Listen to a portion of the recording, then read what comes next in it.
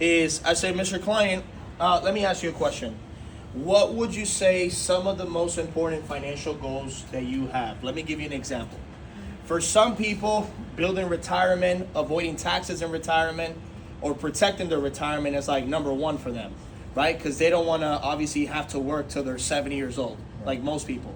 For some people, is income replacement.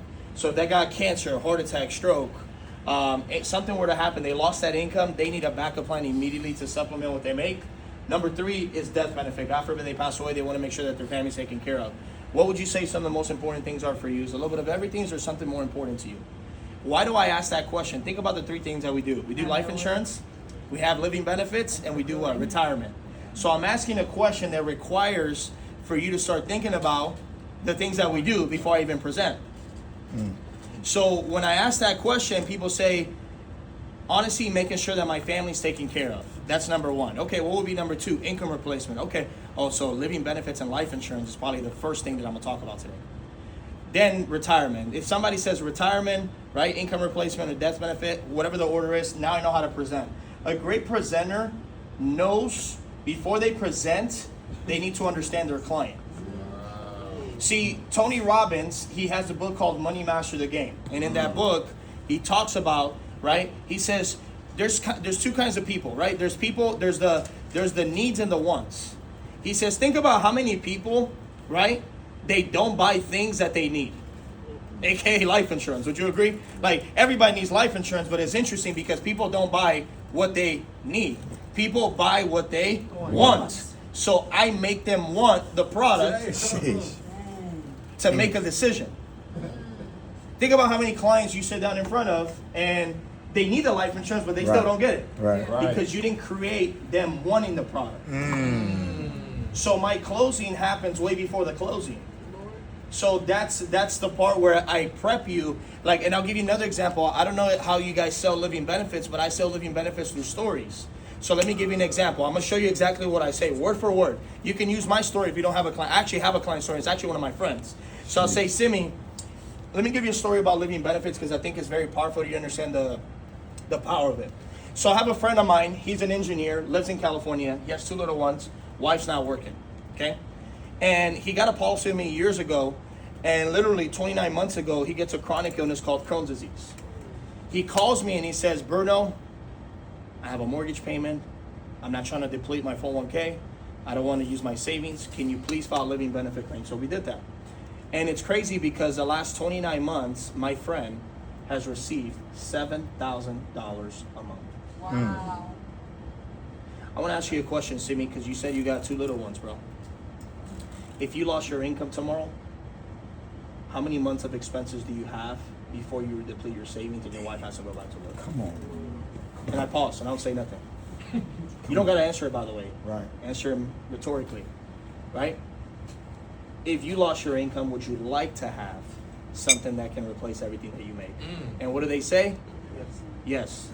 I got the yes before I even went into term insurance and permanent. So I'm getting a bunch of yeses before the close.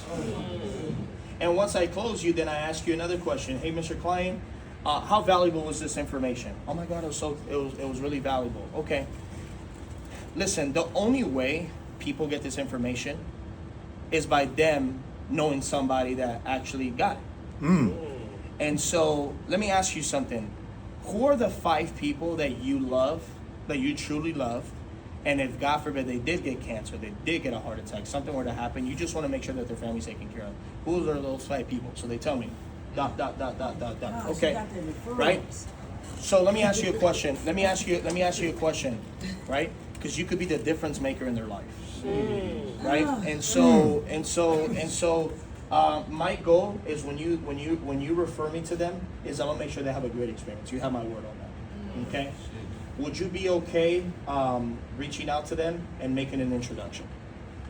And so you know what I do? I have the client put me on a group thread with those 5 people individually, and then from there I get referrals. And the referrals it's always ongoing, by the way, because you know, like let me tell you how I look at referrals. If a client, if I have a client, like let's say he's my client and this is all his family members. If a client doesn't refer me to their whole family, that's not a real client.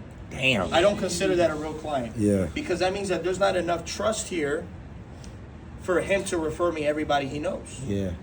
And so I look to give like all my clients the best experience so he can refer me to all his family members. But the only way I do that is if I create a sense of what? Of trust.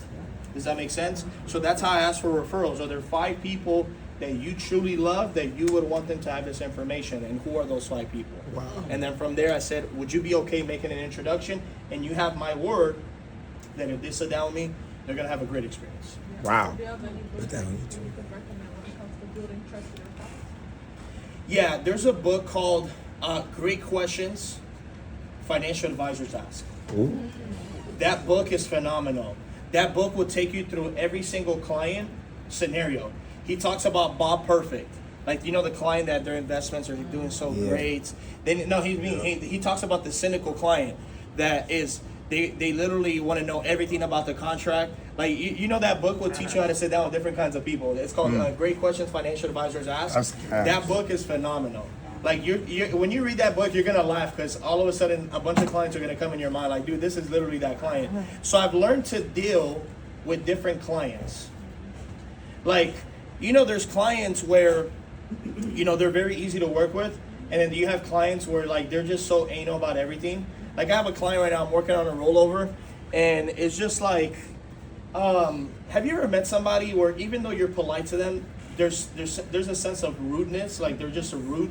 Like, she's like rude. Like I was texting her, just, you know, asking her just follow up, and, you know, she hits me with X of like, you know, hey, you know, I want to talk to my accountant, and then I replied to her. She's like, hey, your response didn't necessarily, you know, require a response or something like that. Like, she says like smart comments like that, and so I have to learn how to deal with her. Like, in my brain, you know, I actually really want to go off on her. Like, you don't have a big, you really don't have a big portfolio. Like, with all due respect, like, you have like 130 grand. It's not that serious. But I'm not gonna say that to the client.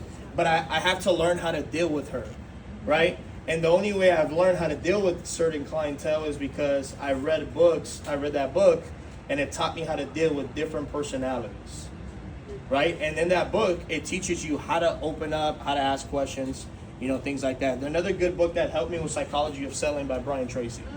Psychology of Selling literally will teach you how to ask questions in the life insurance industry. That's a really good book. Yeah, so those are the